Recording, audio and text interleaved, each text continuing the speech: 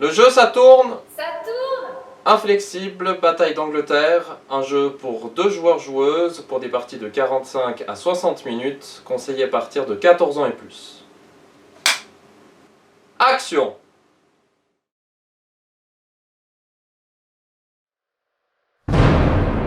Ici Londres.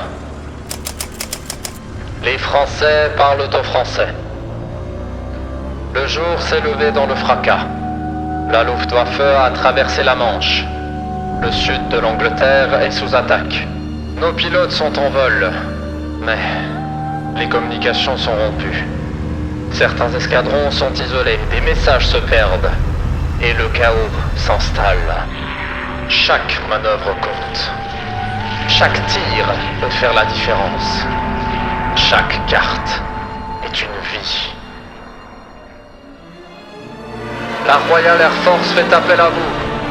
Il reste des avions, il reste des hommes, il reste du courage. Reprenez le ciel, reformez vos escadrilles et rétablissez les communications. L'histoire ne s'écrit pas au sol. Elle s'écrit dans les airs.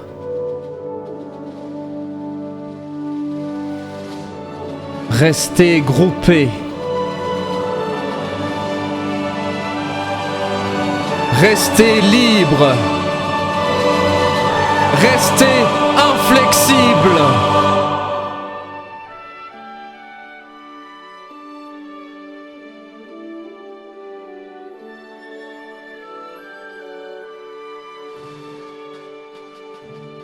Deux camps.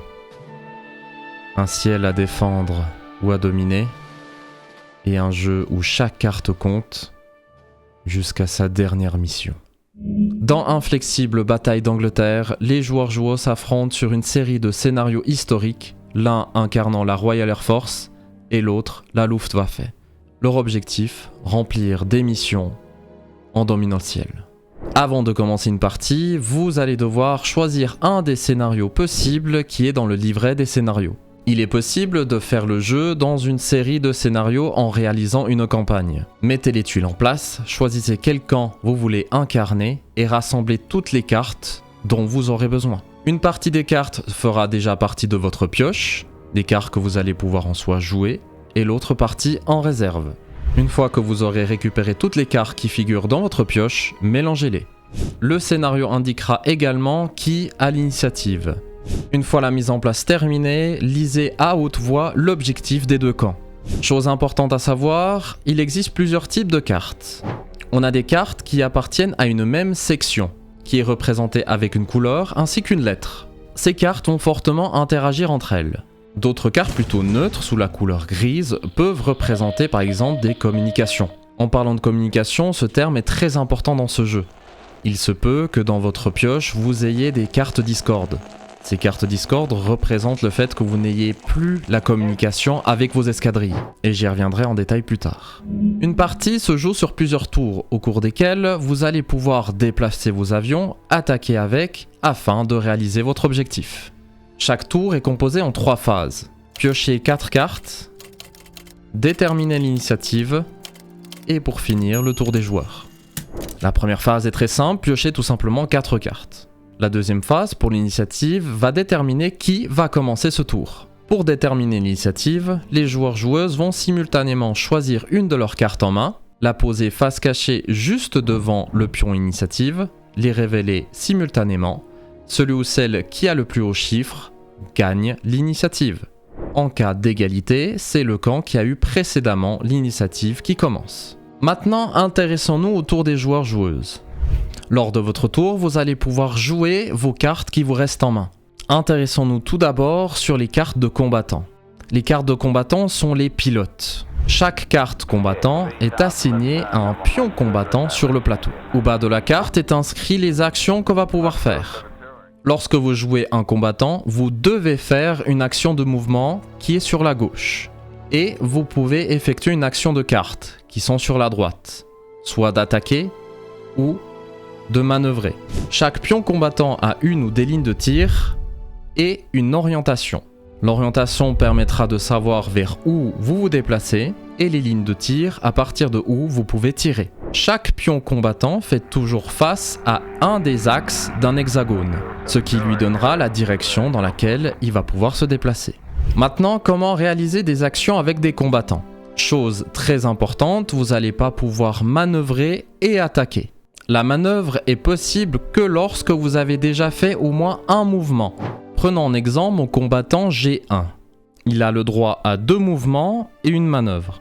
Je fais mon premier mouvement dans la case dont il est orienté, et donc je l'oriente d'un cran vers l'hexagone droite ou gauche. Et je fais mon deuxième mouvement.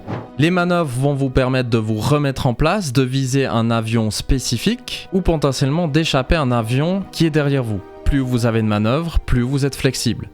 La Luftwaffe était connue pour avoir des avions très efficaces et on le ressent dans les manœuvres. L'autre possibilité étant d'attaquer.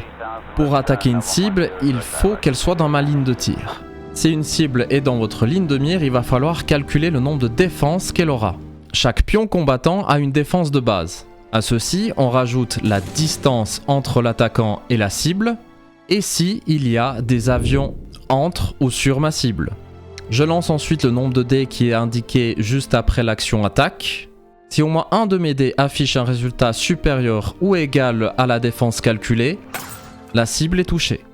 Peu importe le nombre de dés qui a touché la cible, on lui inflige maximum un seul dégât. Votre adversaire va devoir trouver une carte correspondant à l'avion touché et la retirer définitivement du jeu, en commençant par la main, la défausse et ensuite la pioche. Si aucune carte peut être retirée de la sorte, le pion est enlevé, l'avion est détruit. Vous avez peut-être remarqué que sur l'action attaquer, tout à droite, il y a un chiffre en rouge. C'est là où ça devient intéressant, car le placement est très important. Si vous êtes situé avec votre pion combattant à l'arrière de votre cible, vous avez plus de chances de toucher. Je vous parlais de la communication tout à l'heure. Il se peut que dans votre main, vous ayez des cartes Discord. Ces cartes Discord, vous ne pouvez rien faire avec. Cependant, il existe des moyens de les enlever. Dans le jeu, vous avez des cartes de communication qui, pour la plupart du temps, vous avez ce signe d'onde qui est inscrit, ou d'une bulle de dialogue. Avec ces cartes de communication, beaucoup de choses sont possibles. On va pouvoir appeler des renforts, essayer de les motiver, ou même de les guider. Si vous faites une action qui est représentée par le signe d'onde, il sera très important que dans votre escadrille, vous soyez en communication. Je m'explique. Imaginons que je veuille communiquer avec mon escadrille R, et ainsi faire une action de guider qui me permettra de déplacer une de mes escadrilles. Pour être en communication, mon escadrille R doit être à un maximum de 2 cases les uns envers les autres.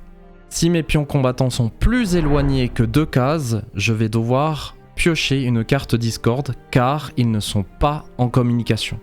En l'occurrence ici, je peux faire mon action de guider, mais je rajoute une carte Discord dans ma défausse. Vous avez peut-être remarqué que ce signe est également inscrit pour le chiffre de l'initiative. Cela représente tout simplement lorsque vous jouez une telle carte pour l'initiative, si vous n'êtes pas en communication de l'escadrille en question, vous rajoutez une carte Discord dans votre défausse. Ensuite, il se peut que vous ayez des actions avec une bulle de dialogue. Pour faire cette action, vous devez absolument être en communication avec votre escadrille. Sinon, impossible de faire l'action. Cette gestion de communication entre les escadrilles est très importante et très tendue dans le jeu.